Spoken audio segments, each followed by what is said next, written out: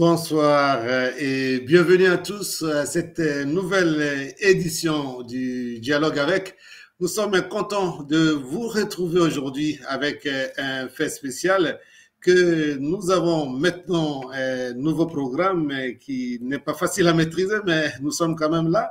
Nous sommes contents de vous retrouver comme je le disais aujourd'hui. Et je ne serai pas seul comme d'habitude, je serai avec Patricia Temoni. Bonsoir, Patricia. Bonsoir, Père Jean-Pierre.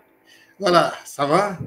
Ça va, ça va, ça Oui, va. ça fait Merci. déjà presque plus de 10 jours que nous avons abandonné nos téléspectateurs et aujourd'hui nous les retrouvons comme dans la fiche que vous avez, disons, publiée hier. Mhm. Qui est-ce que nous recevons aujourd'hui? Alors aujourd'hui, nous allons parler de la 15e édition Disons, du... nous parlons de quoi, puisque j'ai dit qui est-ce que nous recevons? Nous parlons de quoi aujourd'hui? Ok, j'allais y venir en fait. Donc, en fait, on va parler de la 15e édition du Festival de la diplomatie qui a eu lieu à Rome du 16 au 25 août. Et nous avons avec nous Madame Augusta. Alors, c'est Madame Augusta Angelucci. Voilà. Bonsoir. Bonsoir. Bonsoir, bonsoir Augusta. Bonsoir. Voilà, content d'être avec vous aujourd'hui. Nous allons donc passer ce temps à parler un peu comme l'a dit Patricia tout à l'heure. Nous allons évoquer disons, le festival hein, de la diplomatie. Un festival qui a réuni beaucoup de gens. C'était, je crois, du 16, hein, du 25. Du 16 jusqu'au 26. Et alors, il y avait eu beaucoup d'activités. Et la République démocratique du Congo était aussi à l'honneur. Et nous avons eu des journées comme ça à discuter. N'est-ce pas, Patricia? C'était ça? Nous donnons Exactement. Donc, il y avait un thème principal qui est le pouvoir et ses innombrables visages. Mais dans le cadre de ce festival, plusieurs pays, comme vous l'avez rappelé tout à l'heure, plusieurs pays et le pays hôte, l'Italie, y ont pris part pour échanger, discuter, réfléchir sur plusieurs thèmes. Et la République démocratique du Congo, nous avons est intervenu en fait pour parler dans le cadre du nouveau rôle des femmes dans le développement. C'est pour ça que nous avons invité, en fait, l'invité principal était Madame la ministre Eve Bazaïba, ministre de développement et de l'environnement et du développement durable, qui était l'invité principal. Et puis il y avait aussi Madame Carmen Lasorella qui était membre du comité, qui est journaliste et personnalité publique en Italie, est connue pour ses nombreux articles et ses reportages dans les régions du monde, les régions en guerre et tout ça. Il y avait aussi, comme je l'ai dit tout à l'heure, Madame Augusta Angelucci, ancienne conseillère principale en matière de genre en RDC. J'espère que j'ai bien retenu ça. À la PNUD, n'est-ce pas, Madame Angeline? Oui. Madame Augusta. Oui, c'est ça. C'est ça. Et il y avait aussi, donc, évidemment, aussi le père Jean-Pierre Bojoko, père jésuite, écrivain et journaliste que vous connaissez tous. Et nous avons aussi eu une petite vidéo de remerciements et puis d'une petite introduction d'une sénatrice italienne, Madame Valeria Valente. Elle est sénatrice et aussi ancienne présidente de la commission parlementaire sur la violence faite aux femmes. Donc voilà, on n'a pas eu en fait l'honneur d'avoir avec nous aujourd'hui la ministre. Elle est très occupée, donc elle n'a pas pu se libérer pour nous rejoindre ce soir, mais on a eu des vidéos, on a gardé des vidéos, donc on va essayer de passer quelques extraits de son intervention lors de ce forum, et puis ensuite on pourra commenter et puis discuter dessus. Oui, alors on commence par une première vidéo et puis alors nous allons essayer de la commenter. La République démocratique du Congo, c'est un pays au centre d'Afrique, au sein du bassin du Congo, avec 2 345 000 km² d'étendue. Il faut parler des enjeux actuels du gouvernement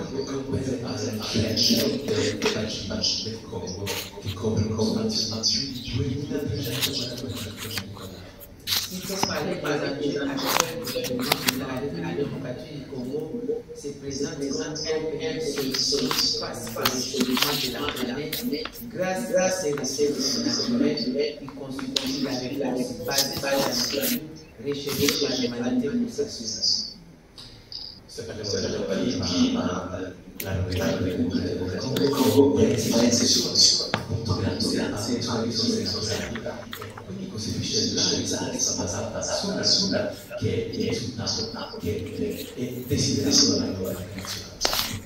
République démocratique du Congo est le deuxième pays ayant un couvert forestier le plus grand dans le monde après le Brésil. Sur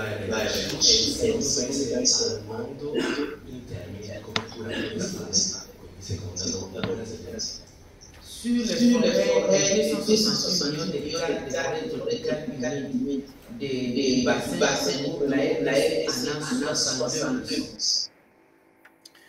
Voilà, un peu, nous venons de suivre là la ministre, Patricia, et on va donner la parole d'abord à Augustin pour commenter un peu cette petite vidéo de la ministre. Alors, Augusta, quand vous voyez maintenant le ministre en train de parler du Congo, qu'est-ce que ça vous vient en tête, un peu ce qu'elle a dit?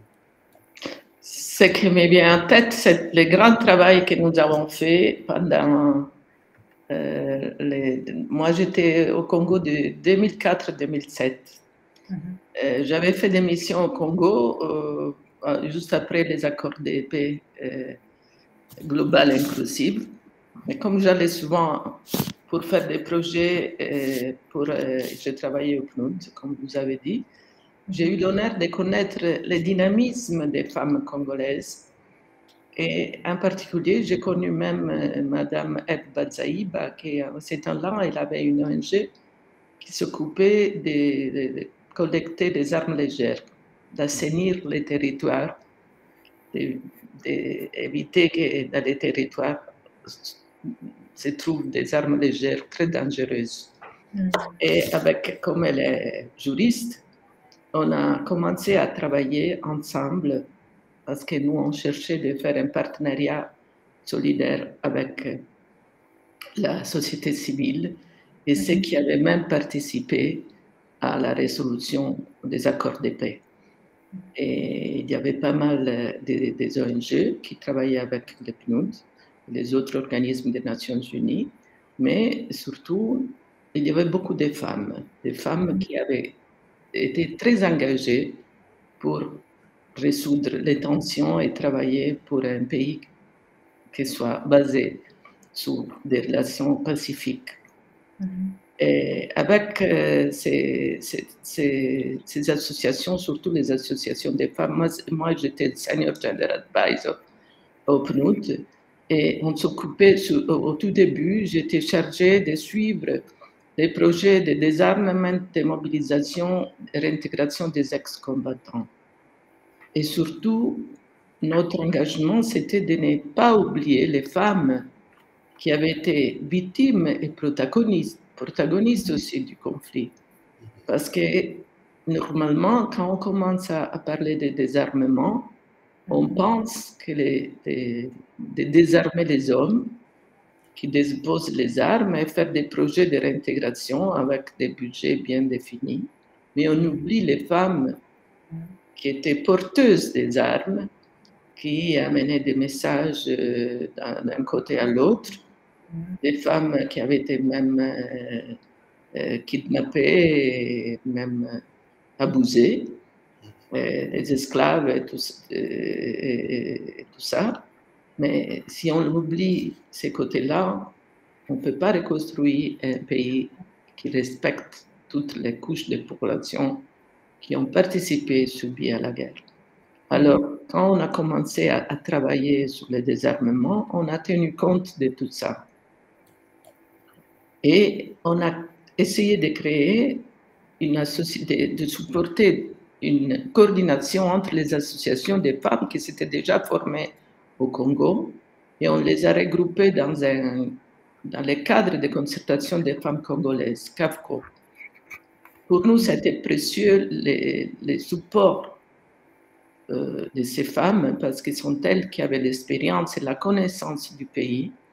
Et CAFCO était représenté pas seulement au niveau de Kinshasa, mais on avait des cellules même au niveau régional.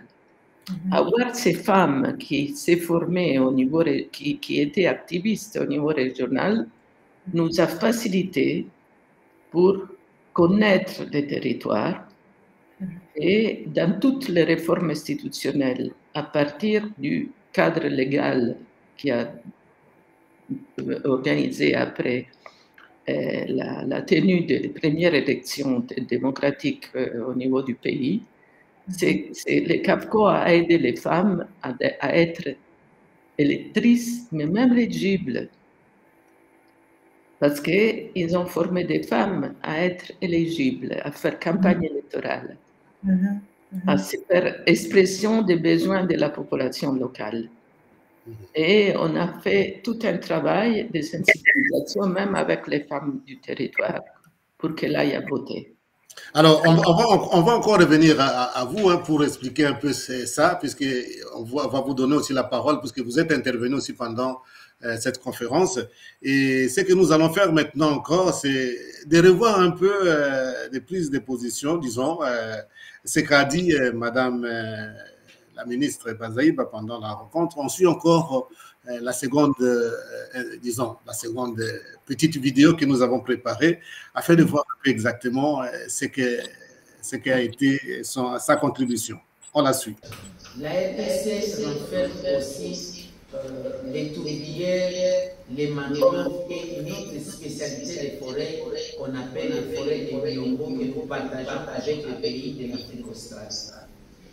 La RDC ha molti acquisiti, anche le prove, nonché le foreste speciali a Biombo che condivide con le terze dell'Africa australe. Mon pays est classé 5e mondial par sa biodiversité, la faune et les ressources halieutiques. Il mio paese è tutto diversità di flora, fauna, risorse idriche e anche in termini di risorse idriche. Pour bien comprendre sur la biodiversité, il existe l'animal au monde qu'on appelle okapi, on ne trouve nulle part au monde à l'Eucalie. Per farvi capire la ricchezza di biodiversità, abbiamo una specie endemica che esiste soltanto in RDC, si chiama okapi. Il y a 4 sortes de primates, les gorilles, les orang-outans, les bonobos et les chimpanzés de montagne. 3 espèces, on les trouve qu'en République démocratique du Congo, orang-outans en Asie, mais gorilles, bonobos et chimpanzés en République démocratique du Congo. Voilà, là nous venons encore de suivre Madame la ministre, hein, Madame Augusta. Alors, Madame Bazaïba parle un peu des richesses hein, de la République démocratique du Congo, tout ce qu'on trouve spécialement en République démocratique du Congo. Qu'est-ce que ça vous a donné comme impression quand vous l'entendez comme ça parler de la République démocratique du Congo?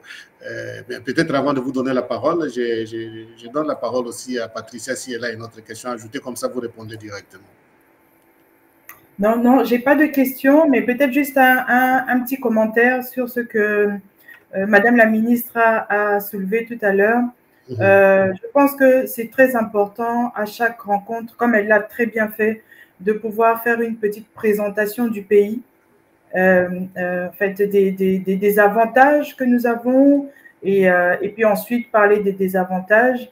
Et je pense qu'elle l'a très bien fait, elle a très bien énuméré et elle n'a pas eu besoin de lire comme moi un petit peu. Je dois encore lire parce que je ne sais pas encore, je n'ai pas encore retenu, je n'ai pas encore l'expérience qu'elle a. Donc, elle a beaucoup à nous apprendre et je pense que dans le cadre de son travail, elle a certainement dû aller dans les fins fonds du Congo, etc.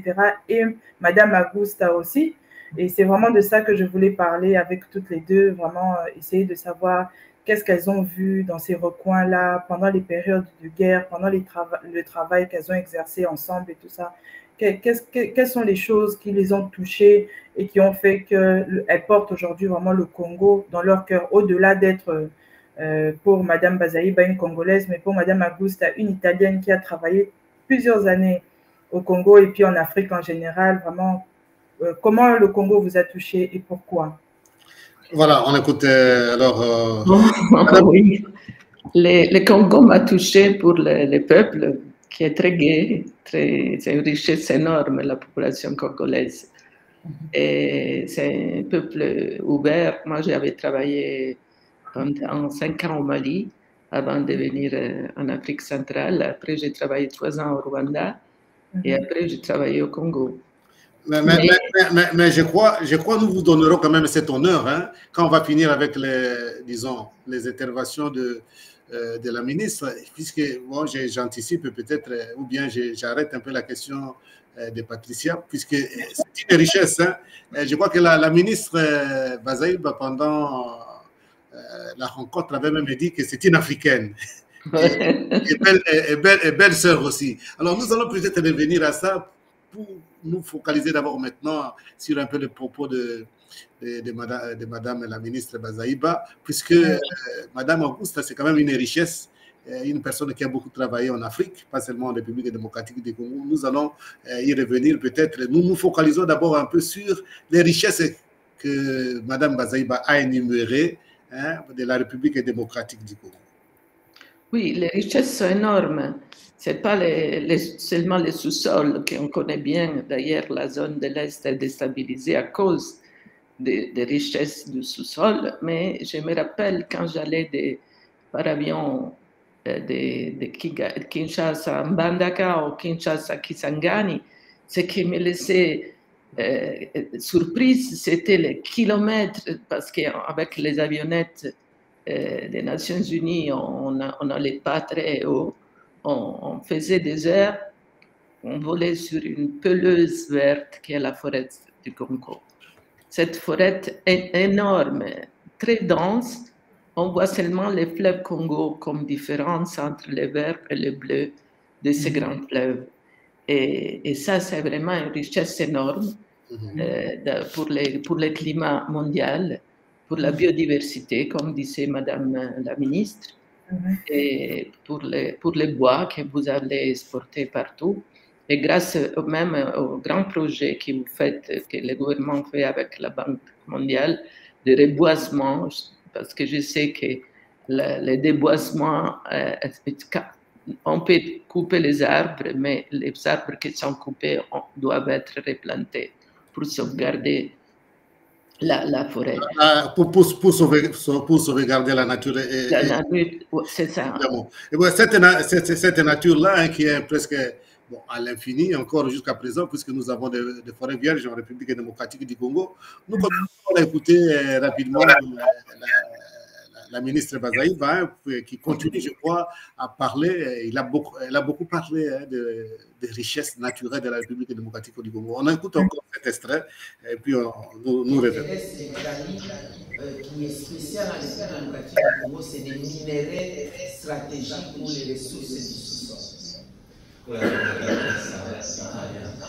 la ricchezza mineraria del sottosuolo congolese per la Repubblica Democratica. Quand je dis minéraux stratégiques, ce sont les minéraux recherchés actuellement pour amener le monde vers la transition énergétique en vue de diminuer la température planétaire à 1,5 degrés Celsius, c'est-à-dire une économie sobre en carbone.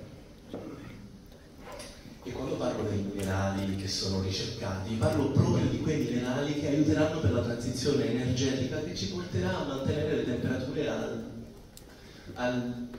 inferiori a 1,5 gradi Celsius per un'economia sobria in termini di carbonio. Est-ce que quelqu'un a des téléphones ici? Chacun de vous. Est-ce que quelqu'un peut soulever le téléphone? Se qualcuno di voi ha il telefono qui, può alzare il telefono per favore? Je veux voir. Il y a tout le monde a des téléphones. Il y en a qui en ont il telefono, alcuni hanno anche due. Surtout les jeunes qui aiment avoir des pixels, qu'il faut une bonne capacité de prendre de belles images. Se a voi piace fare delle belle foto con una buona qualità di pixel, je vous informe que les téléphones que vous avez, ces matières proviennent de la République vi démocratique. informo che i materiali che compongono i vostri cellulari provengono dalle radici. Le cobalt, le coton, les niobium, tout ce que vous avez conservé la batterie et pour les nouvelles technologies de l'information et des communications. Il cobalto, il coltan, tutti i componenti delle batterie che compongono i nuovi dispositivi elettronici. Même pour les véhicules électriques, parce que vous êtes aussi un des pays constructeurs de l'automobile, ces matières à grande teneur ici. Et ça se trouve en 2020. Voilà, c'est encore la ministre, mais cette fois-ci sur un sujet un peu, disons, pas sujet, mais une des richesses qui fait souffrir aussi la République démocratique du Congo, hein, la matière pour la fabrication de téléphones et ainsi de suite. Encore un petit commentaire sur les richesses de la République démocratique du Congo, puisque je vous ai vu quand Madame Bazaïba parlait avec un petit sourire, Madame Augusta. Oui, ce sont des richesses qu'il faut gérer. Il faut un bon gouvernement, de bonnes relations avec même les sociétés internationales qui cherchent à avoir ces minéraux. Et il faut bien gérer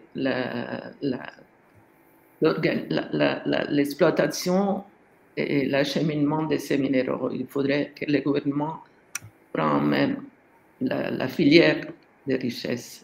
De l'exploitation. Je crois que la ministre a parlé même des causes je ne sais pas si c'est dans cette vidéo, bien celle qu'on va suivre après, c'est la cause un peu de la tristesse, disons la cause de la misère de la République démocratique du Congo pour le moment. Alors, Patricia, un petit mot aussi pour commenter là. Oui, la ministre a vraiment exactement très bien résumé la situation. J'aurais aimé qu'elle parle un petit peu en plus des téléphones, mais de la voiture électrique, par exemple, parce que en Europe, en général, il y a un projet qui dit que d'ici 2035, l'Europe prévoit de renoncer complètement aux véhicules thermiques, donc l'essence, gasoil, etc., et passer dorénavant aux véhicules électriques. Donc, qu'est-ce que cela implique pour le Congo? C'est qu'on ne mesure pas ce que cela va impliquer pour le Congo, parce que quand on sait que près de 70% des réserves de cobalt du monde, et qui est l'un des matériaux indispensables à la confection des batteries électriques pour ces voitures-là, on le trouve au Congo.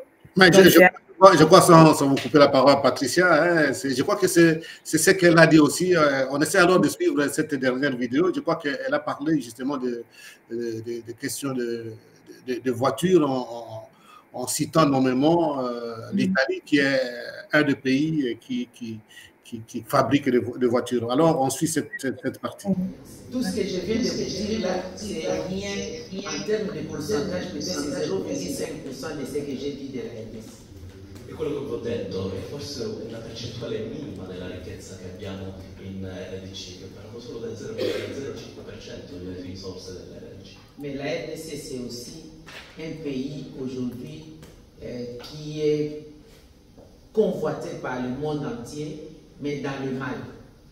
La RDC è anche un paese che è bramato dal mondo intero, ma anche in un senso negativo. Les multinationales, est-ce que vous entendez?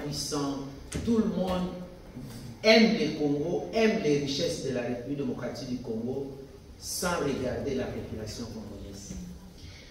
Le multinazionali, i paesi potenti, tutti desiderano le ricchezze del Congo senza considerare la popolazione locale. C'est pourquoi le gouvernement congolais est orienté à se battre pour la protection, la souveraineté, donc la protection de ses frontières, pour la paix, la sécurité, et toutes les richesses sont englouties pour la sécurisation du pays. Motivo per cui il governo si batte per una più grande sovranità, per proteggere le frontiere, per la pace, per la sicurezza, per mettere al sicuro queste ricchezze in termini di risorse. Presque toutes les armées du monde se retrouvent en République démocratique du Congo, dans sa partie est, là où il y a beaucoup plus de richesses, où vous allez voir peut-être dans un village sur 500 habitants, il y a plus des éléments armés de toutes sortes que des civils.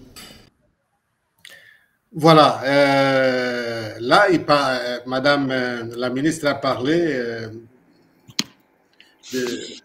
de la convoitise de richesse de la République démocratique du Congo. Je crois que l'élément de voitures s'était déjà passé avant, donc Patricia avait raison d'en évoquer. Maintenant, elle parlait plutôt de causes de misère, de richesse de la République démocratique du Congo et toutes ces armées qui se retrouvent maintenant en République démocratique du Congo pour parler, disons, essayer de sécuriser le pays, mais c'est depuis des années comme ça. Alors, Madame Augusta, quand vous suivez maintenant, on a fini presque les petits éléments de vidéos qui témoignent un peu de ce que Madame la ministre Bazaiba a dit.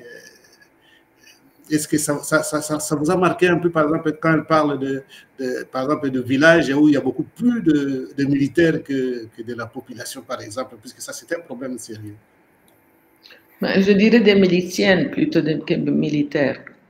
Parce qu'ils sont des miliciennes, c'est-à-dire souvent même les militaires de l'armée congolaise sont en difficulté à intégrer cette zone.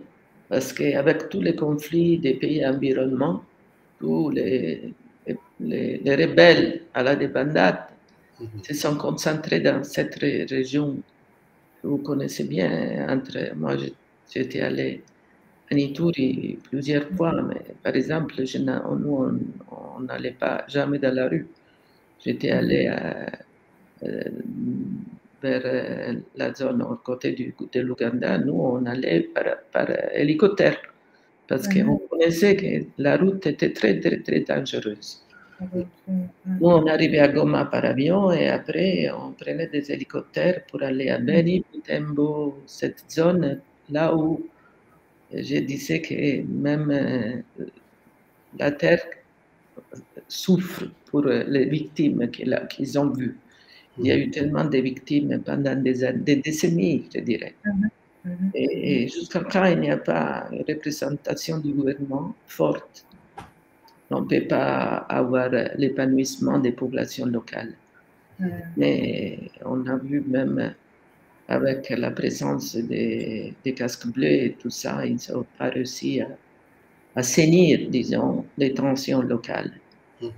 Jusqu'à quand il y a les tensions, il y a exploitation des ressources naturelles.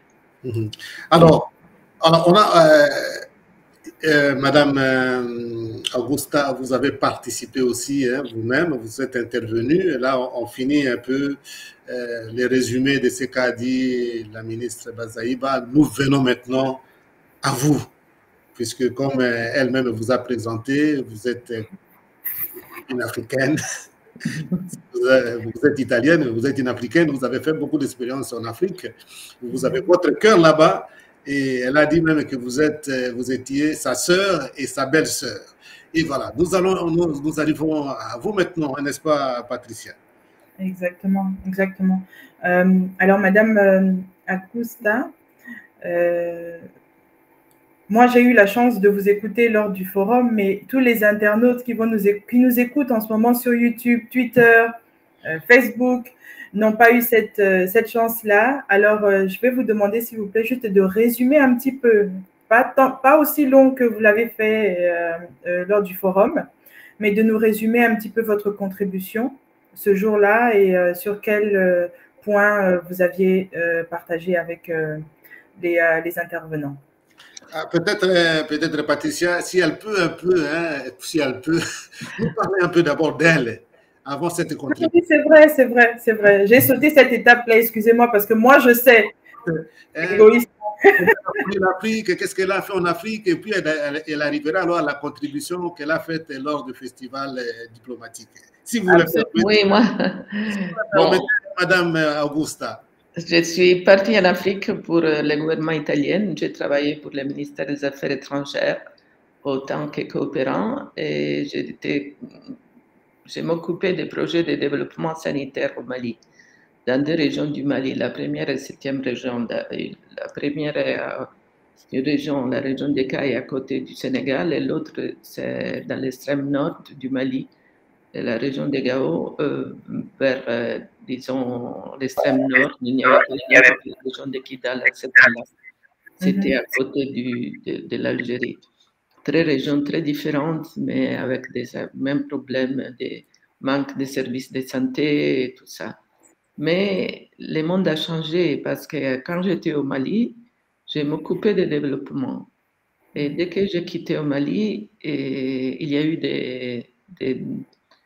après, il y a eu, même au Mali d'ailleurs, quand j'étais au Mali, il y a eu un coup d'État. Ils ont renversé le président Moussa Traoré. Il y a eu des élections et j'ai eu à gérer des situations de tension, des conflits à l'intérieur du pays. Et j'ai eu à gérer et réorganiser les projets de développement en projets de réponse aux urgences sanitaires. Il y avait des blessés dans la capitale, j'ai dû faire arriver des médicaments pour équiper les hôpitaux qui étaient ça. Et Dieu merci que je venais tout juste de recevoir une livraison de médicaments essentiels et comme les frontières étaient fermées à cause du coup d'État, j'ai pu amener ces médicaments qui étaient destinés dans les hôpitaux du Nord. Je les ai mis dans les hôpitaux de la ville parce qu'il y avait, avec l'accord du ministère des médecins de la santé publique du Mali, bien sûr, pour répondre aux urgences. Et là, j'ai eu une expérience énorme dans la gestion des urgences complexes. Et mon gouvernement a apprécié ça. Et après, je suis allée travailler au Rwanda après le génocide. C'est-à-dire, on passe du développement aux urgences. Et je suis arrivée au Rwanda en 1995. J'ai travaillé là de 1995 à 1998. Et ça a été une autre expérience très forte, très intéressante. Mais on dirait que vous avez passé toute votre vie en Afrique, hein, Madame Auguste. Non, pas toute ma vie. Mon cœur est toujours en Afrique. Comme vous pouvez l'imaginer, j'ai vu la liaison qui était pour moi, Madame Batsaï, c'est comme une sœur. Et c'est vraiment, j'ai vu un peu à l'africaine, même en Italie, ma maison est ouverte aux amis qui passent à Rome et tout ça. Mais les Rwandais m'ont beaucoup appris même à organiser des groupes de travail avec la population locale. Alors Madame Augusta, vous êtes au Rwanda en 95, vous avez dit. 95-98, oui. Oui, alors en 95, c'est juste une année après le génocide, oui. Ce sont des moments encore un peu difficiles et incertains. Très difficiles. Comment est-ce que vous avez vécu ça? Comment? Comment est-ce que vous avez vécu ces moments-là, hein, juste une année après le génocide, ils ont la plaie encore ouverte. Comment est-ce que vous avez vécu ça? Bon, d'abord, ce qui m'a choqué, c'était la richesse de ces pays même là. Moi, je venais du Sahel, où déjà arrivé par avion, quand tu arrives au Sahel, moi je disais toujours, Bamako, c'est une ville qui t'accueille avec chaleur. Parce que dès que tu sortais de l'avion, tu avais cette vague de chaleur énorme. Je te dis, bah, c'est une ville chaleureuse. Arrivé au Rwanda, j'ai dit depuis l'avion, je disais, c'est une région gâtée par la nature. Dieu les a gâtés parce que tu as de l'eau partout, chose que dans le Sahel est rare. Et la verdure, même là, les forêts, la nature, les collines inoubliables du Rwanda, c'était une expérience très touchante. Mais la richesse de la nature n'était pas la même chose au niveau des humains, parce qu'il y avait des humains qui avaient été très blessés, qui n'avaient plus confiance à personne. Et là, il fallait vraiment rétablir la confiance. Il y avait une population, il y avait beaucoup de réfugiés qui étaient retournés depuis des décennies qui étaient à l'étranger. Il y avait des Rwandaises que j'avais connues qui me disaient: je sors de ma maison et je trouve des étrangers dans la rue. Et il y avait beaucoup de monde qui avait été tué. Et bon, de toute façon, le processus de réconciliation nationale a démarré et je dois dire que on a fait un grand travail pour les groupes de réconciliation, pour mettre ensemble, parler des expériences, recréer des familles. Il y avait des familles qui n'avaient qu'une personne qui avait rescapé du génocide. On a créé des familles sociales. Il y avait une solidarité énorme qui a créé le Rwanda et on le voit maintenant comment le Rwanda s'est reconstruit et tout ça.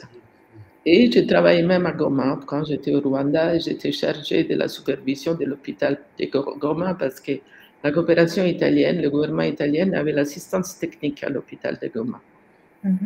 Et là, c'était des mondes différents, hein, passer de Gisenyi à Goma, c'est des villes frontalières, mais le monde est différent. C'est comme de passer de Turin à Naples. Naples, c'était Goma. La population de Goma, c'est un peu... Et de l'autre côté, c'était des Suisses. Mais ce sont des expériences très édifiantes. Et j'ai appris à travailler. Si on ne travaille pas avec les populations locales, on ne peut pas aboutir avec succès aux objectifs du projet de reconstruction nationale et surtout la réconciliation nationale. C'est peut-être un travail qu'il faudrait faire dans les régions de l'Est du Congo, mais là, il faut vraiment retrouver la population congolaise. Exactement. Ramener la souveraineté à la population congolaise pour qu'elle puisse parler de paix entre eux. Très important. Très important. Ok. Alors, Patricia, maintenant, si Madame Auguste a fini un peu de parler d'elle et de son expérience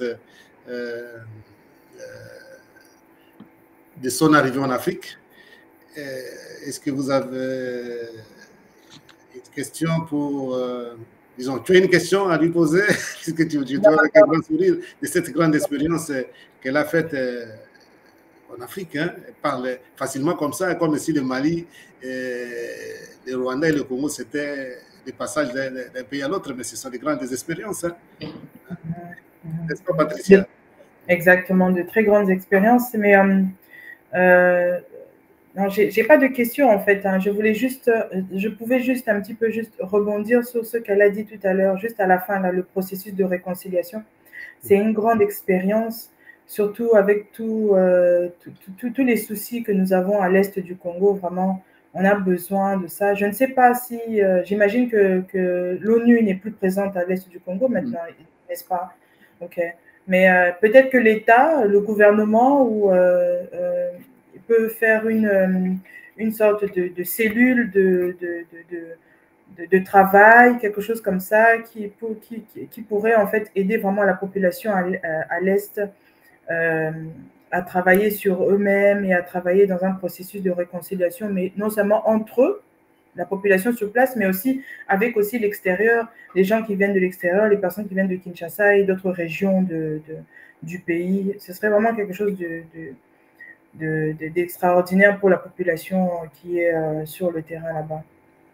Mais donc voilà, merci beaucoup Madame Augusta. Mais aussi, j'espère que toute cette expérience-là, vous l'avez mise au profit du Congo, à Kinshasa, en fait, quand vous avez travaillé à Kinshasa. Et c'est de ça maintenant qu'on va parler un petit peu et que vous allez nous résumer, si vous voulez bien, un petit peu votre intervention au Festival de la diplomatie. Oui, bon, l'aspect intéressant de travailler dans les pays en post-conflit, c'est que les post-conflits ouvrent des fenêtres d'opportunités énormes. Alors, quand on a commencé à travailler sur le désarmement, on a commencé en même temps même à travailler pour mettre en place des réformes institutionnelles, surtout dans les questions du système de sécurité. On a travaillé sur la réforme institutionnelle, par exemple, de la formation de l'armée, des corps de police, en intégrant même, par exemple, chez les corps de police, les femmes policiers. On a formé des femmes policiers pour qu'elles puissent gérer même les femmes victimes de violences, violences domestiques, de viols et choses pareilles. Et on a formé des femmes policières quand même, et on a revu les lois en vigueur dans les systèmes de sécurité. Et on a vu, par exemple, que, bien sûr, dans l'armée congolaise, il y avait la présence des femmes militaires. Mais en analysant la loi en vigueur, on avait vu que c'était la loi en vigueur au Congo en 2004, en 2005 même, c'était la même loi qui avait hérité du Congo au temps de la colonisation belge. C'est-à-dire, une femme qui décidait de s'enrôler dans l'armée ne pouvait pas se marier. C'était comme aller au couvent, devenir religieuse. Mais une chose, c'est être religieuse, une chose, c'est militaire. Alors, on a commencé, par exemple, à permettre aux femmes militaires de pouvoir se marier et de chercher d'activer même une conciliation entre la vie privée et la vie professionnelle, qu'elles puissent faire une vie privée. C'est faire, dans les désarmements, on avait vu, par exemple, que quand on démobilisait les anciens combattants qui décidaient de réintégrer la vie civile, il y avait un budget pour les combattants, mais il y avait, par exemple, pour les voyages, les faire, s'il était à Kisangani, mais il venait de Kinshasa, pour les ramener à Kinshasa, on avait prévu un budget pour ramener à Kinshasa l'ex-combattant. Mais c'est pendant les années de guerre. Il s'était marié, il avait des enfants, et il n'y avait pas un budget pour mettre dans l'avion sa femme et ses enfants. On a analysé toutes ces petites, disons, entre guillemets, petites, énormes criticités des marginations des femmes et des enfants, mais surtout de la vie conjugale, d'une scène entre... On a travaillé énormément avec la gender lens, comme on dit en anglais, une analyse des aspects genre dans les réformes institutionnelles pour faire en sorte que les femmes puissent intégrer le système de sécurité et être même protagonistes de la vie professionnelle, mais pouvoir bénéficier même d'une vie privée normale. Vous comprenez que l'analyse des lois en vigueur avait été très, très, très intéressante. On a fait des études incroyables avec la participation de ces femmes congolaises, y compris Mme Patsaïba, qui est juriste. Et on a réanalysé, revu tous les articles de la Constitution, et les viols faits aux femmes dans des situations de guerre, c'est un crime contre l'humanité. Ça, c'est inscrit dans la Constitution congolaise maintenant. C'est grâce aux luttes des femmes congolaises.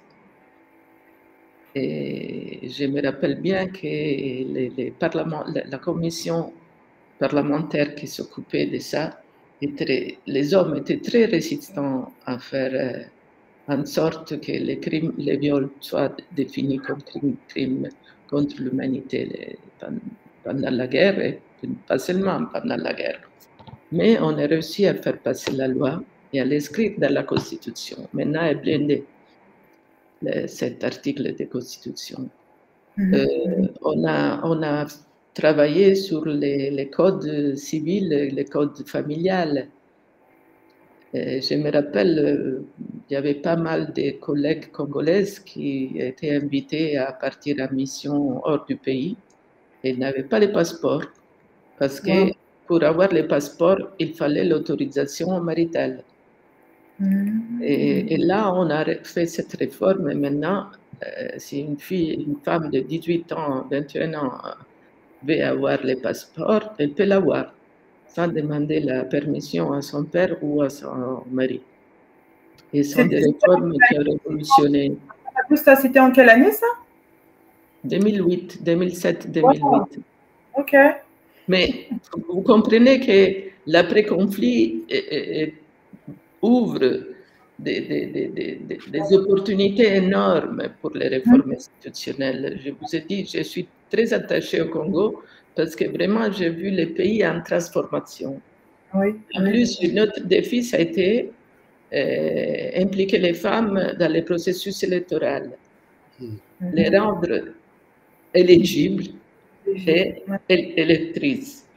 Et là, on a fait les tours de toutes les régions du pays, surtout les femmes de Capco qu'on avait formées. Ils sont allés dans les régions pour former des femmes, pour qu'elles puissent devenir femmes en politique, des professionnels de santé, et être élues, à faire campagne électorale, argumenter même les motifs de pourquoi on devrait élire. Quelle est la différence entre toi et notre femme, toi et notre homme? Quel est ton programme électoral? Et convaincre la population à voter. Et j'étais là pendant les premières élections, j'étais émue de voir la quantité de monde qui allait voter. Je me rappelle, les premières élections, il y avait un orage incroyable.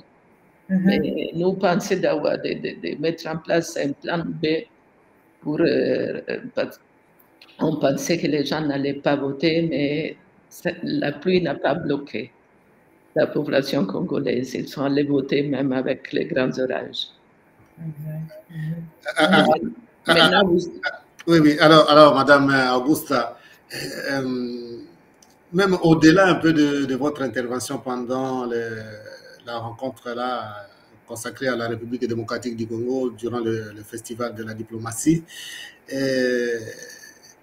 on sent que vous l'avez même dit, hein, vous avez laissé votre cœur en Afrique. Bon, même si vous n'avez pas laissé, vous êtes africaine, comme on essaie de vous le dire, et vous avez eu le temps de faire des amitiés avec des Africains et des femmes africaines, notamment la ministre Bazaïba, même la première ministre, hein, vous avez travaillé avec l'actuelle première ministre. Oui, Judith, comment? Judith, déjà, quelque chose d'intéressant comme ça. Même Daniel Bokoko. Voilà, donc il y a beaucoup d'expériences qui vous marquent. Et est-ce que vous ne pensez pas un jour retourner en République démocratique du Congo spécialement pour un peu voir ce qu'est devenu la République démocratique du Congo aujourd'hui? Mais bien sûr que je pense de retourner à Kinshasa et peut-être même à Kisangani. Kisangani, c'est une ville que j'aime beaucoup.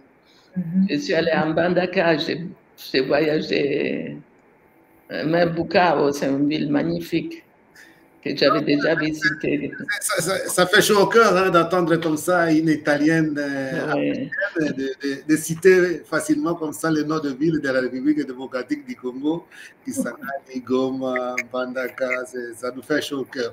Alors, merci beaucoup, vous restez encore avec nous hein, comme vous voulez, puisqu'il y a encore des choses à dire. C'est un compte rendu un peu de cette journée qui a été consacrée en République démocratique du Congo. Et maintenant, je donne d'abord la parole un peu à Patricia. La suite, c'est quoi maintenant, Patricia? Je crois que la suite, c'est vous qui allez parler de votre intervention. Oh, puisque moi aussi j'étais là, évidemment, hein, mais je vais faire vite, puisque en fait, la vérité est que je me suis retrouvé un peu comme ça, perdu entre les femmes. Hein?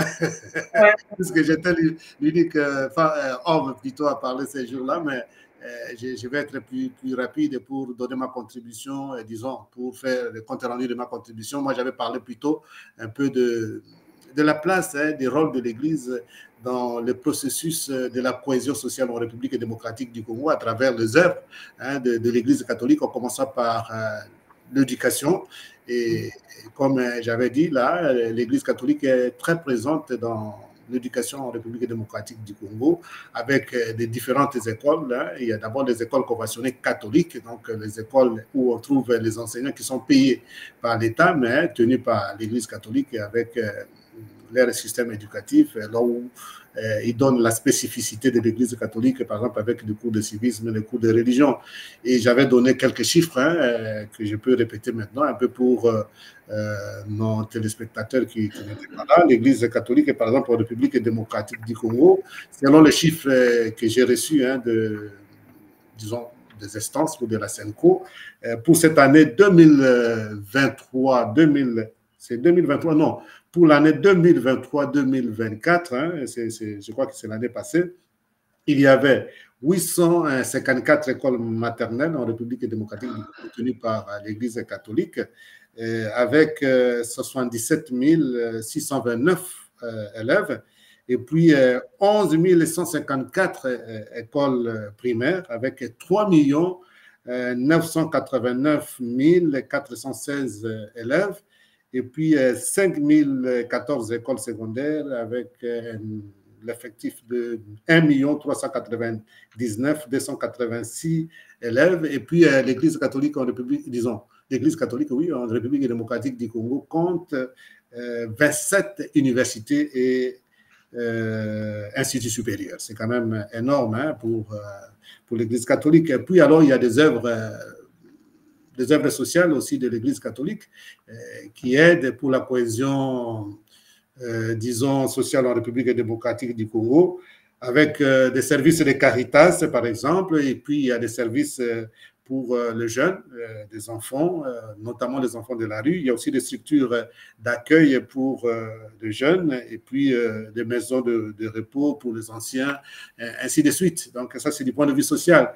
Tandis que dans le monde de la santé, il y a plusieurs hôpitaux et centres de santé tenus par l'Église catholique. Il y a notamment 187 hôpitaux tenus par l'Église catholique en République démocratique du Congo, 1368 centres de santé répartis à travers les 515 zones de santé en République démocratique du Congo, sans oublier que 90%, par exemple, de structures sanitaires dans les milieux ruraux, donc 90%, je le dis bien, sont tenus par l'Église catholique dans les milieux ruraux, ce qui est quand même très important.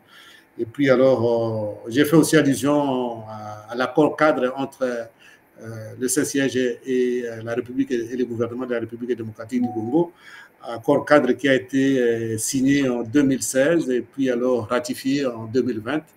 Et j'ai eu la chance, comme je l'ai dit pendant la conférence, d'être présent lors de la signature et lors de la ratification, ce qui permet un peu la coopération entre l'Église catholique et le gouvernement de la République démocratique du Congo pour certaines facilitations, par exemple l'exonération pour certains matériaux pour le bien commun.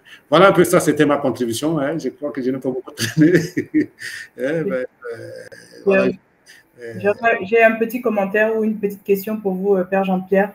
Alors, le thème principal de cette rencontre était le pouvoir et ses innombrables visages. Mais le sous-thème sur lequel nous, la République démocratique du Congo, on intervenait, c'est le rôle des femmes dans le développement. Mais quand vous avez cité toutes les contributions de l'Église catholique, qui est un grand pouvoir au Congo, un pouvoir religieux, et qui a aussi vraiment un mot important à dire dans la gestion et dans la façon dont le pays est mené, mais je n'ai pas vu ou entendu quoi que ce soit qui aille dans le sens qui est seulement consacré aux femmes. Est-ce qu'il n'y a pas des organisations ou bien des structures qui sont uniquement consacrées aux femmes et le développement des femmes au Congo? Bon, je pense que la réponse est facile, Patricia, puisque quand on prend par exemple tous les aspects que je venais de citer, on commence même par l'éducation. Il y a des écoles qui sont tenues par des sœurs, par des religieuses, qui sont des directrices d'école. Il y a des hôpitaux où on trouve des médecins directrices qui sont des femmes, et ainsi de suite. Donc, pour dire que le rôle de la femme est très important, et on favorise beaucoup d'ailleurs la formation de la jeune fille. Beaucoup d'écoles comme des lycées spécifiques.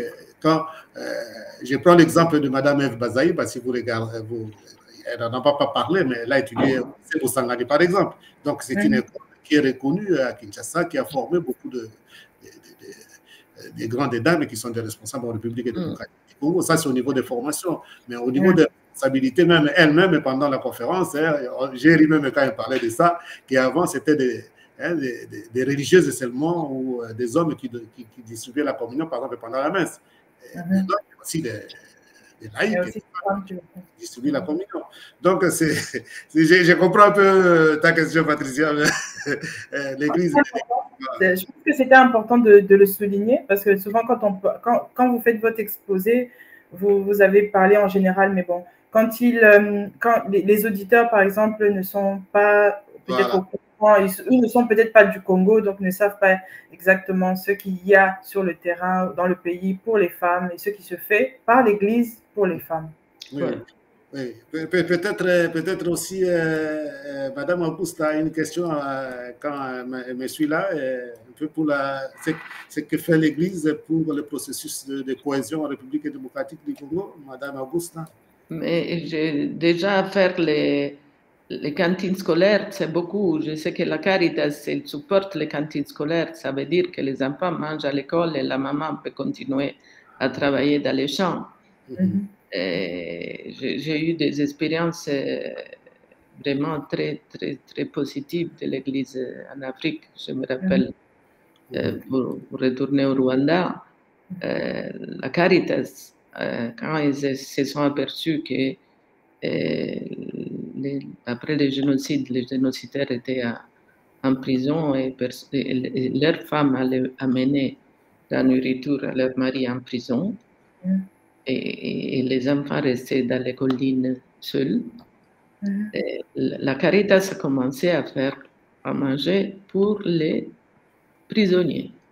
Ça signifiait que la maman restait avec ses enfants, mais ne devait plus penser à son mari qui était en prison. Parce que c'est des génocides. Vous comprenez que c'est un impact énorme. Pour la tutelle des enfants, pour la sauvegarde des enfants et de la femme. Mais l'Église fait beaucoup en Afrique, je peux le dire. Même les crèches sont gérées par les bonnes sœurs souvent, et l'embauche même des femmes locales comme enseignantes et tout ça. Parce que même des dispensaires de santé sont gérés souvent par des bonnes sœurs. Merci beaucoup, Madame Augusta. En fait, quelque chose me vient en tête quand ce jour-là était consacré à la République démocratique du Congo. En fait, c'est maintenant que je me rends quand même compte qu'il y avait la ministre Bazaïba qui a parlé, il y avait Patricia qui a parlé, il y avait vous-même et moi. Et moi, je ne le sentais même pas. J'ai dit, mais voilà, c'est maintenant que je me dis, mais vous étiez l'unique Italienne qui a parlé, puisque les jours c'était consacré à la République démocratique du Congo. Et je me rends compte, en fait, maintenant, je vous sens vraiment congolaise. Donc, ça va de soi. Donc, merci beaucoup de votre contribution. Et restez encore avec nous, puisque, voilà, on a parlé de la ministre, de la contribution de la ministre Bazaïba, de votre contribution, de ma contribution, mais il reste encore une personne qui est là. Maintenant, nous allons aborder l'autre qui reste, c'était la contribution de Patricia ces jours-là. Mais avant de l'écouter, nous allons suivre un peu aussi comme on a fait avec... malheureusement, comme vous avez parlé en italien, on ne pouvait pas avoir d'image. Moi-même, j'ai cherché quelques images pour la suite, hein, et je n'ai pas pu prendre quelques images. Vous parliez en italien, ce qui était facile. Moi aussi j'ai parlé en italien, en fait. Mais c'est comme ça qu'il n'y a pas d'image pour moi. Tandis que Patricia, elle a parlé en français. Nous allons suivre un peu quelques images de Patricia et puis nous allons lui poser aussi des questions. On suit Patricia.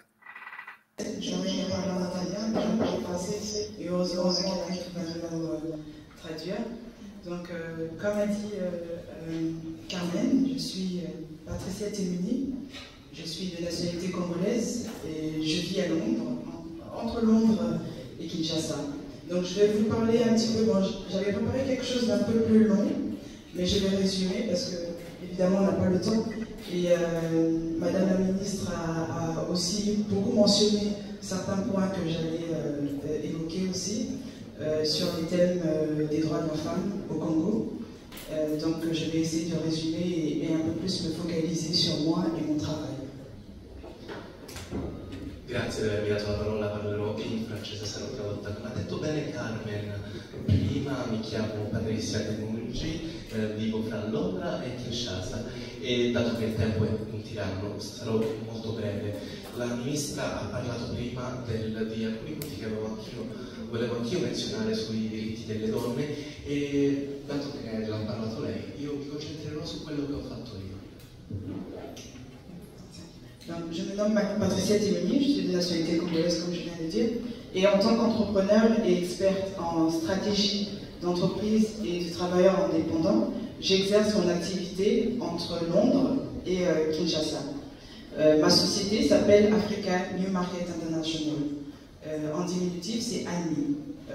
Donc, mon entreprise, elle apporte un soutien aux entreprises, aux travailleurs indépendants et dans leur expansion du personnel, et on renforce aussi les capacités de leadership du personnel. Donc nous faisons aussi la gestion dans la distribution de FMCG, c'est des produits de première nécessité, comme le lait, les serviettes hygiéniques pour les femmes, les fruits et légumes locaux que nous vendons dans les supermarchés.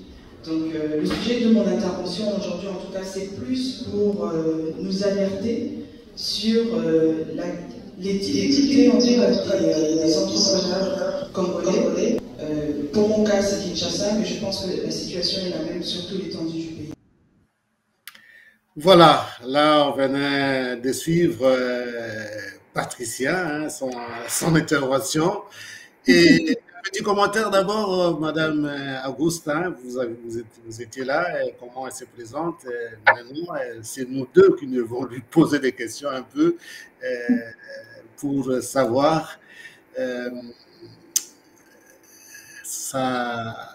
comment il faut dire, comment elle a présenté, disons, de jeunes qui se lancent dans le business. Et ça, c'est plus important de faire cette expérience-là, puisqu'on va suivre dans d'autres vidéos ce que ça représente.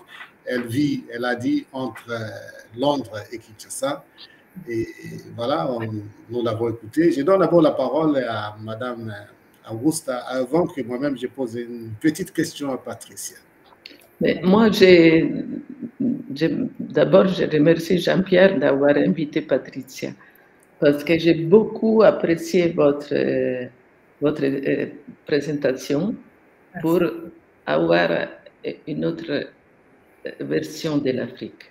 Une femme de pouvoir, une femme qui voyage entre Londres et Kinshasa, une femme qui réalise des projets, une femme autonome qui fait de la promotion dans des domaines internationaux. Vous faites de la promotion des biens de votre pays et vice-versa. Vous faites des passages de biens d'un côté à l'autre dans un pays, dans un système viable, disons. Vous êtes une expression que la communication entre, on dit le nord et le sud, mais qui est le nord, qui est le sud, je ne sais pas, parce que pour moi, le nord peut être même l'Afrique du Sud. Je dis que la richesse effrontée que j'ai vue en Afrique du Sud, je ne l'ai jamais vue à New York, par exemple. Alors qu'on dit, non, ce n'est pas en disant le nord riche, le sud pauvre, non. Je parle du nord et du sud, mais j'ai beaucoup apprécié votre témoignage et c'est vraiment, ça donne de l'espoir pour que les biens, la circulation des biens et personnes puisse être une réalité pour un développement durable et pour un métissage aussi de nos sociétés, pour ouvrir même les portes de tous les pays pour que tous les préjugés vis-à-vis de l'Afrique puissent tomber. Exact. Merci. Merci beaucoup, Madame Augusta, pour cette vision, cette façon de voir les choses. Hein. Et alors, Patricia, quand vous parlez de Londres et Kinshasa, moi, j'ai été en vacances à Kinshasa pour 6 semaines. Quand je vois la réalité de notre pays, la République démocratique du Congo, puis je connais bien l'Europe déjà, où j'ai vu depuis plus de 30 ans. Je fréquente l'Europe déjà depuis des années. Et quand on voit la réalité de notre pays, je me dis, est-ce que... Je crois que je t'avais déjà posé cette question lors de Space. Hein? Est-ce que c'est vraiment facile pour quelqu'un qui a grandi en Europe? Parce que tu es en Europe depuis la petite enfance. Rentrer, risquer de rentrer en République démocratique du Congo pour faire des business. Est-ce que c'est vraiment facile? Parce que quand on voit les gates, donc les trous foncés entre la réalité européenne et la réalité africaine en général, et du Congo en particulier, c'est vraiment facile. Non, ce n'est pas facile du tout. En réalité, je pense que c'est quelque chose qui est né en moi pendant la période Covid, donc on va dire en 2019-2020, et j'ai ressenti en moi vraiment le besoin de partir, de rentrer au Congo, chez moi, et de faire quelque chose. Donc, évidemment, j'y suis allée avant en étant plus jeune, j'y suis allée en vacances. Vous savez, quand vous allez quelque part en vacances, 10 jours, 14 jours, vous n'avez pas la même expérience. Vous allez en vacances, donc vous voyez tous les bons coins, les coins touristiques, les restaurants chics, tout ça, tout ça. Donc, c'est une expérience différente. Donc, quand je suis allée pour m'installer, d'abord, je suis arrivée en tant que, entre guillemets, expat, et pour ne pas plonger directement dans l'entrepreneuriat, je me suis dit non, il faut que j'ai quand même l'expérience du travail sur le terrain.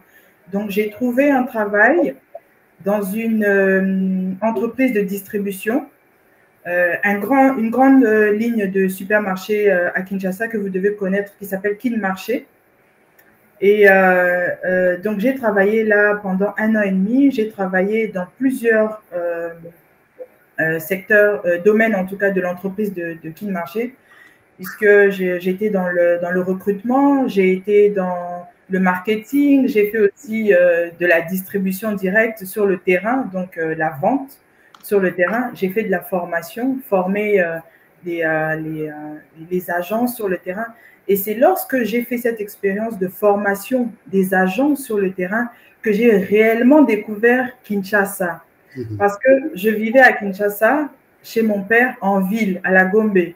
Quand on vit à la Gombe, on ne vit pas à Kinshasa. C'est différent, c'est un peu une autre chose. On ne vit pas à Kinshasa. Donc, c'est pendant cette longue période-là, 1 an et demi, que j'ai travaillé dans la distribution, dans la vente, formation des agents, des vendeurs sur le terrain, que j'ai eu l'opportunité d'aller voir la Tchangou, que j'ai eu l'opportunité d'aller à ma campagne, j'ai eu l'opportunité d'aller voir tous les supermarchés et tous les points de vente dans toute la ville de Kinshasa. Et c'est là que j'ai découvert Kinshasa et les Kinois.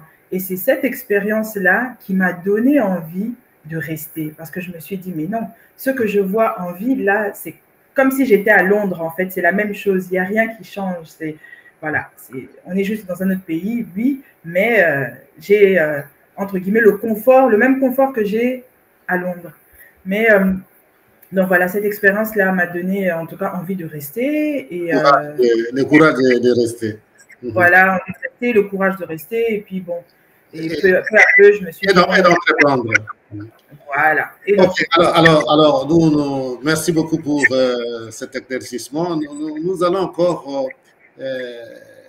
vous, disons, t'écouter pendant la conférence pour voir un peu les expériences maintenant, comme tu venais de le dire, les expériences faites à Kinshasa et ce que tu as partagé avec les participants à cette rencontre. C'était le 22. On te suit encore. Je disais, donc à Kinshasa, j'ai observé que la problématique des entreprises et travailleurs indépendants réside dans la stabilité des revenus. Donc c'est de cette manière que j'ai conçu des programmes de formation dans les secteurs du numérique, de l'énergie et de la distribution, mais aussi de l'environnement, pour permettre aux entrepreneurs, donc aux jeunes entreprises, de pouvoir augmenter leurs revenus et de travailler dans un objectif d'être plus positif. De plus, à Kinshasa, on a beaucoup de défis en fait, les défis en général en République démocratique du Congo. Les taxes sont assez élevées pour des nouvelles entreprises, pour les jeunes entreprises, les taxes sont élevées. Les difficultés d'obtention de crédit. On a un problème que je pense que tout le monde vit au quotidien, le problème de l'électricité, le coût élevé d'Internet, la qualité de l'Internet aussi est vraiment à reconsidérer. Donc ce qui ne permet pas aux jeunes entreprises, aux jeunes entrepreneurs comme nous de pouvoir croître et de pouvoir être en compétition avec les jeunes entrepreneurs des pays voisins et aussi internationaux. Voilà, là, vous entrez maintenant dans la profondeur de la République démocratique du Congo, la réalité du terrain, comme vous venez de décrire, la réalité du terrain. Quand vous ouvrez votre propre entreprise et vous vous rendez compte que c'est difficile d'avoir l'électricité, la connexion difficile. Or, maintenant, on ne peut pas travailler sans connexion à Internet pour communiquer avec le monde extérieur, ainsi de suite. Mais ça, ce sont des réalités maintenant réelles.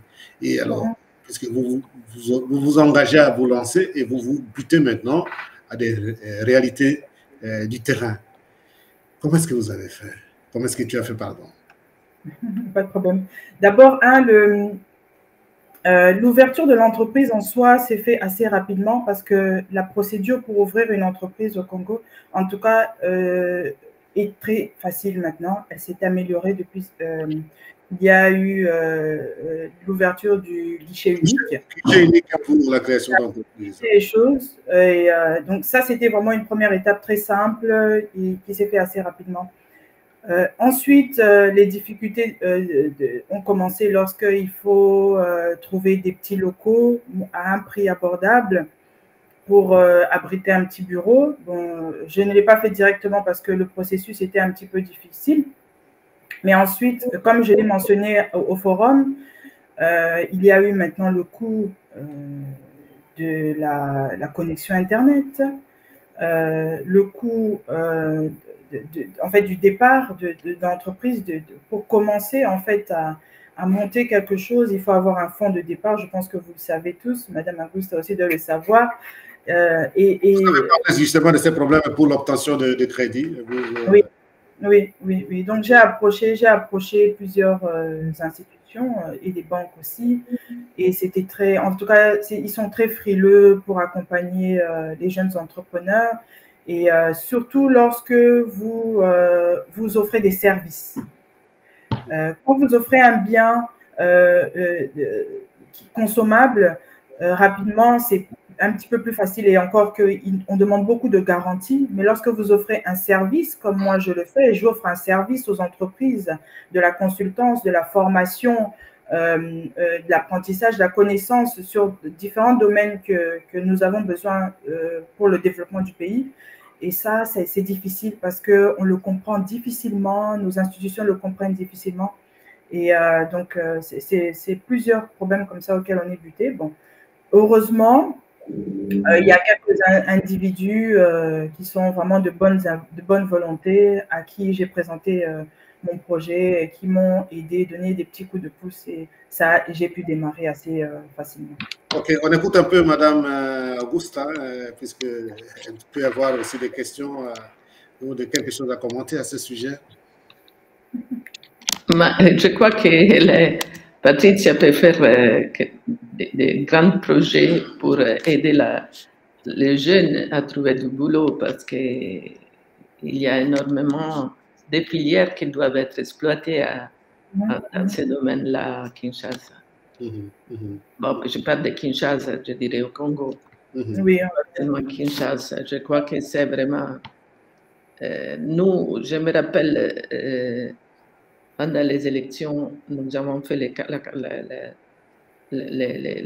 pour gérer les processus électoraux, c'était les compagnies téléphoniques que je l'ai cité, même ça, qui ont fait en sorte que les gens qui étaient dans les provinces pouvaient être payés, parce qu'on les payait avec l'argent des pouces, des unités. Parce qu'au Congo, il y a des endroits où il n'y a pas de banque. Pour envoyer l'argent n'était pas facile.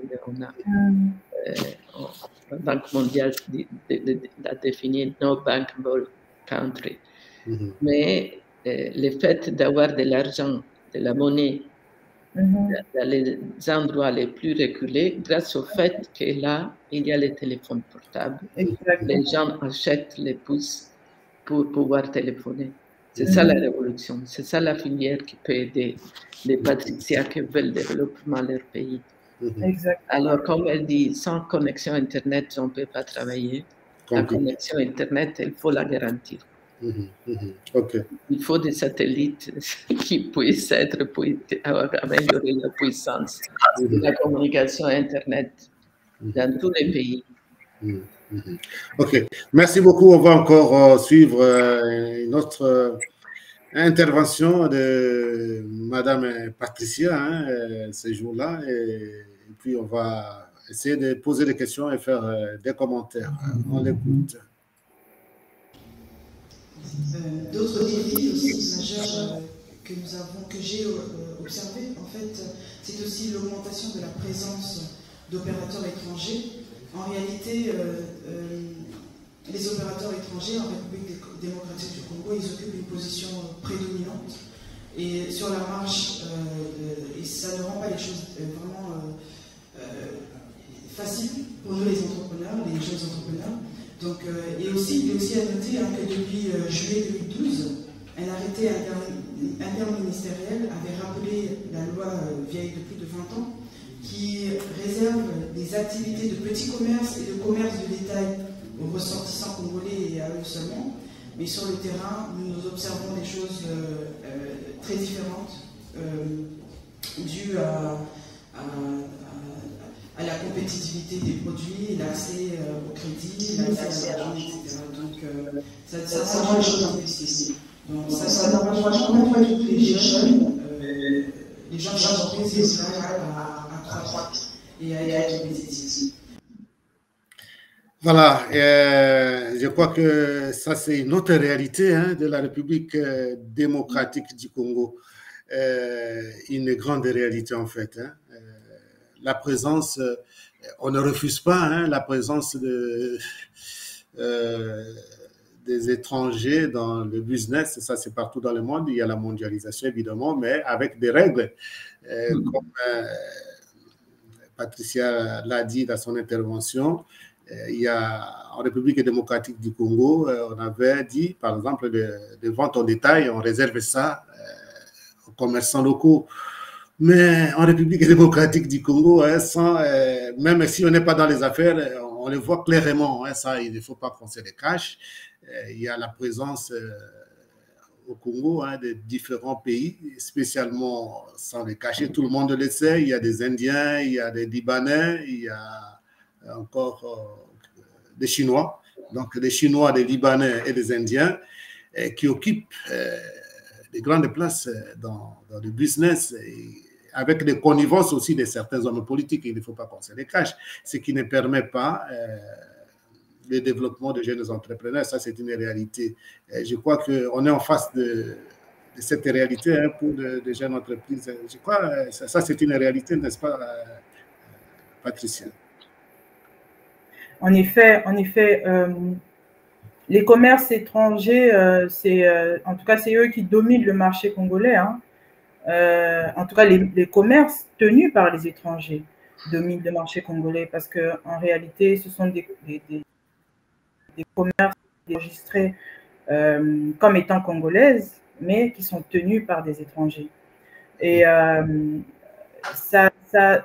je sais que dans le fonctionnement, en tout cas dans l'évolution des développements des pays dans le monde, en tout cas, une grande place est réservée aux petites et moyennes entreprises. Et au Congo, ce n'est pas le cas. Au Congo, on voit beaucoup d'étrangers qui tiennent en tout cas des grandes entreprises qui commencent petites, mais qui se transforment en grandes entreprises très rapidement. En moins d'1 an, 2 ans, elles se transforment en très grandes entreprises. Et bien évidemment, c'est parce qu'ils ont les fonds nécessaires, ils ont aussi l'appui, chose qu'on n'aime pas trop parler, on n'aime pas trop en parler au Congo, mais ils ont aussi l'appui des dirigeants en place, des gouvernements en place pour pouvoir développer leurs entreprises, etc. Mais je sais que dans d'autres pays, y compris en Angleterre où je vis, en tout cas, il y a des règles qui font que le nationalisme fait qu'en tout cas, on essaye de propulser et des produits et commercialisés par les nationaux. Parce que c'est la promotion de votre pays, vous faites la promotion du pays, vous faites aussi, c'est du nationalisme, vous développez le pays et vous faites aussi en sorte que les fonds restent dans le pays. Parce que ce qu'on peut observer aussi en creusant un petit peu plus, c'est que les fonds en général ne restent pas au pays. Les revenus qui sont générés par ces entreprises ne restent pas au pays. Elles vont dans leur pays d'origine et puis voilà. Et ça ne reste pas au pays parce que ça ne développe rien du tout. On ne les voit pas construire des routes, on ne les voit pas construire des immeubles qui vont rester là pour les Congolais parce que ce n'est pas le cas. Et donc, c'est un peu ça qui est difficile. Et je pense que c'est un sujet sur lequel le gouvernement congolais doit travailler et des lois doivent être, en tout cas, mises en place, si ce n'est pas déjà le cas. Pour aider les petites et moyennes entreprises. Ça, c'est vraiment nécessaire. Hein, et sinon, ça décourage de jeunes entrepreneurs qui veulent aussi évoluer, travailler. Alors, Madame Augusta, ça vous dit quelque chose un peu cette situation, hein, puisque c'est triste hein, pour de jeunes entrepreneurs hein, dans beaucoup en République démocratique du Congo en général. Bon, moi, ça fait quelques années que je ne suis pas en République démocratique du Congo, mais c'est vrai que développer des petites et moyennes entreprises, ça aide les jeunes à rester dans les pays, à ne pas quitter et à développer leur propre pays. Et il faut privilégier, bien sûr, la population locale et créer de l'emploi viable. Le Congo a de grandes ressources et garantir de l'emploi pour les jeunes, ce ne serait pas difficile s'il y a même une programmation qui cible les jeunes. Il y a de bonnes écoles qui peuvent former des petits entrepreneurs. Absolument. Ça, c'est vraiment bien dit. Alors, pour aller rapidement, nous allons encore écouter une autre intervention hein, de Patricia et comme ça, on va encore poser quelques questions puisque c'était la journée des femmes ce jour-là. Pour venir sur le sujet principal de notre rencontre aussi, la question que je me suis posée, c'est que pouvons-nous attendre de la collaboration entre l'Italie et la République démocratique du Congo, dans ma perspective à moi de jeune entrepreneur. Donc une telle rencontre comme celle-ci, c'est une grande opportunité en tout cas de mettre en lumière nos activités, d'évoquer la situation économique du pays, en mettant particulièrement l'accent sur les femmes entrepreneurs ici. Et nous souhaiterions en tout cas collaborer afin de solliciter l'assistance, comme l'a rappelé tout à l'heure Madame la Ministre, un partenariat positif entre l'Italie et la République démocratique du Congo. En outre, une collaboration commerciale pourrait consister, par exemple, en ce que une société comme la mienne puisse commercialiser des produits italiens et réciproquement des produits africains de la République démocratique du Congo pourraient venir être vendus ici en Italie. Donc c'est ce genre de collaboration-là que nous recherchons. Mais aussi, je propose de mettre en place des réunions entre jeunes entrepreneurs congolais et entrepreneurs italiens, en mettant particulièrement sur l'accent sur les femmes, et pour favoriser en tout cas les expériences et avoir des échanges d'intelligence, de procédés, de nouvelles technologies. Aujourd'hui, on a le numérique qui a beaucoup avancé, donc c'est important. Pour finir, je ne vais pas rester longtemps prendre la parole, mais je voudrais vraiment remercier Carmen et les organisateurs de ce forum, de nous avoir donné en tout cas l'opportunité d'échanger aujourd'hui. C'est quelque chose de très important et je pense que ça va apporter quelque chose de positif. Il y a un adage chez moi au Congo, en lingala, qui dit « Mosapi Mogo et Sokolaka Ilonite », ce qui veut littéralement dire on ne se lave pas le visage avec un seul doigt.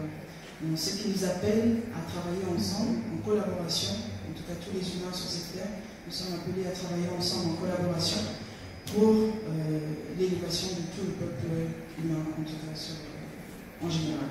Merci à vous. Voilà, des bons moments, voilà, pour clôturer, on a suivi un peu ça. Et merci Patricia pour cette contribution. Donc, c'était vraiment une bonne représentation. Et merci. Je ne sais pas si tu as un mot à dire à propos de ce que tu as dit, mais je vois aussi le sourire de Madame Augusta qui a apprécié ta présence et ton intervention. Elle a même dit, mais je crois que ce sont des réalités et qui ne vont pas s'arrêter là. Et on compte sur notre africaine, pour ne pas dire congolaise, puisque si on dit congolaise, on essaie un peu de l'approprier. On ne peut pas s'approprier Augusta, puisqu'elle est africaine plutôt. On sait son lien avec l'Afrique, on ne va pas entrer dans sa vie privée, mais c'est vraiment notre sœur et que ça ne sera pas la dernière fois qu'on ait des occasions comme ça. Et comme elle connaît l'Afrique, elle aime l'Afrique, il y aura encore d'autres occasions pour surtout booster un peu des jeunes entrepreneurs. Alors, peut-être un petit mot d'abord, un petit mot pour l'ensemble, puisque nous sommes déjà presque à la fin. On va abuser du temps aussi d'Augusta, puisqu'elle a beaucoup de choses à faire. Augusta. J'espère de pouvoir continuer. Disons que des journées comme ça sont très, très riches. Je sais que, parce que après j'ai vu les autres organisateurs du Festival de la diplomatie et j'ai eu de bons échos sur cette initiative. J'espère qu'on puisse continuer et continuer surtout pour avoir un impact sur le Congo, bien sûr, et sur les programmes qu'on vise des partenariats avec les pays africains.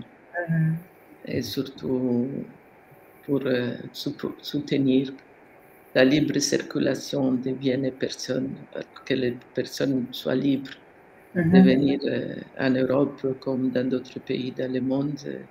Et nous, comme nous sommes libres d'aller en Afrique. Parce que pour nous, avoir un visa pour le Congo n'est pas difficile.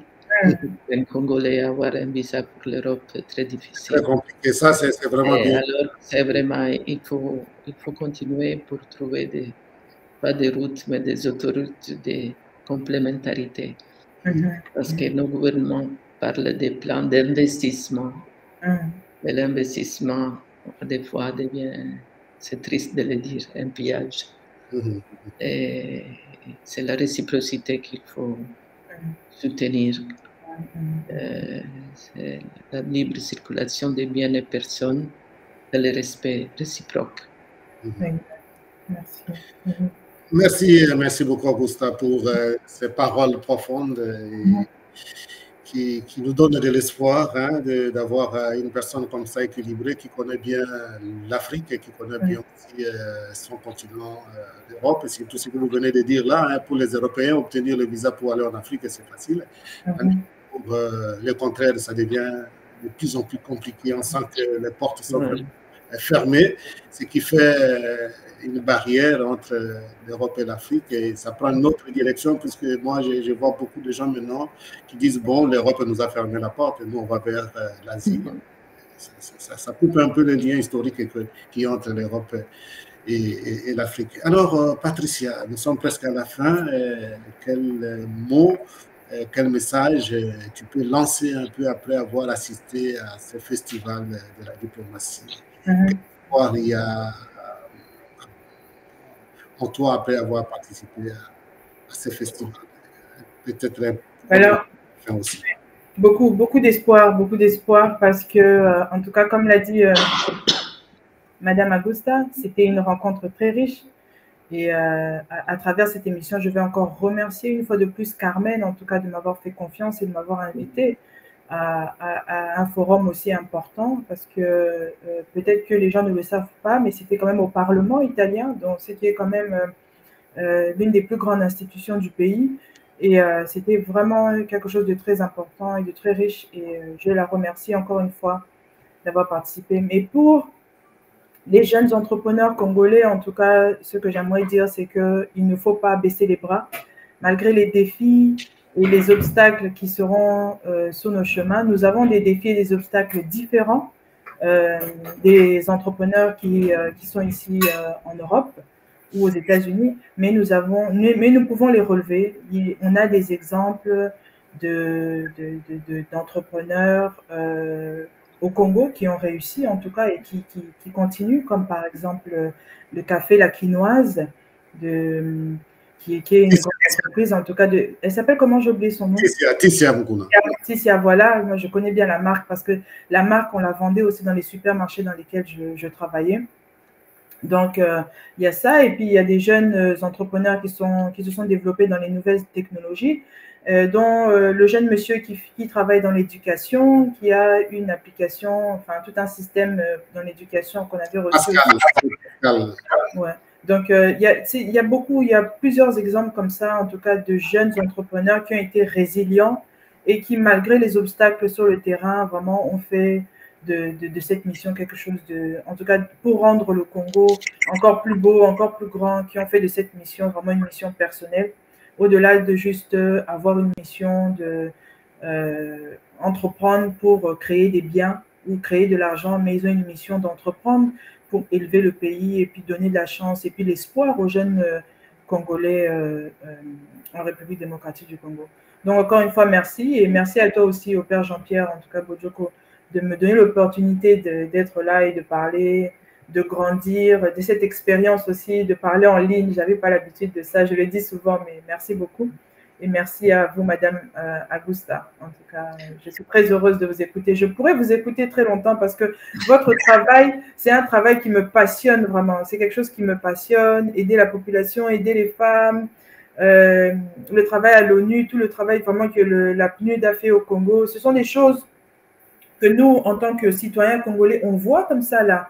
Mais tout le travail qui a été fait dans l'arrière-plan, vous nous avez dit ici, par exemple, désarmer la population, les hommes, et on pensait simplement que désarmer les hommes, moi, quand vous me dites désarmer les hommes armés, moi, je vois un homme avec une arme. Je n'imagine même pas que les armes là puissent passer par des femmes et qu'il faille organiser tout un programme pour soutenir aussi ces femmes, les aider et les amener à la vie normale.